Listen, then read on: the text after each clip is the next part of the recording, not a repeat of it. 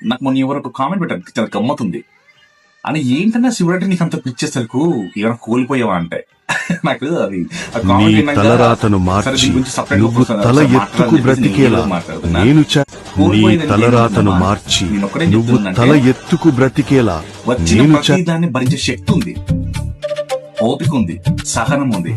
అంతకు మించి నాన్న మీద భక్తి ఉంది, నాన్న మీద నమ్మకం అంత రెట్టింపు ఉన్నది. ఈ రెండు నా దగ్గర ఉన్నప్పుడు కోల్పోయేదంటే ఏముంటుందమ్మా? కోల్పోయేదంటే ఏది ఉండదు.